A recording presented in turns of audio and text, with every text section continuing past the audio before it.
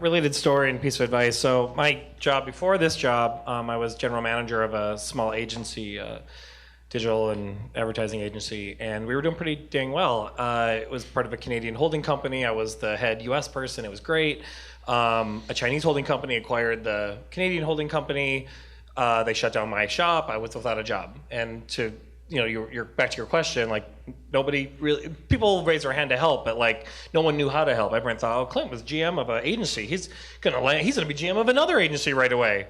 Well, I'm thankful almost that no one did come through with an immediate solution, because then I would have done a similar job at a similar place, and I would have been left wondering, why am I just repeating this cycle? What else was out there that I didn't try for? So I think the analogy here is like everyone's probably been in a relationship that was long term and then went south. And then like your advice your friends give you is like, don't jump into another relationship.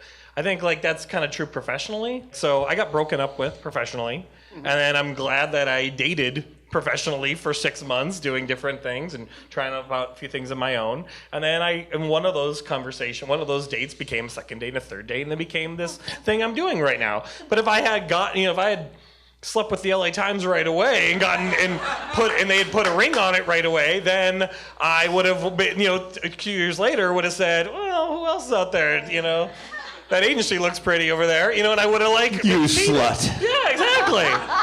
So I Tinder swiped professionally for half a year and found some degree of happiness, I think so I'm glad that no one came through with like, oh, this happened, now let's replace it with this other thing. I needed that time by myself.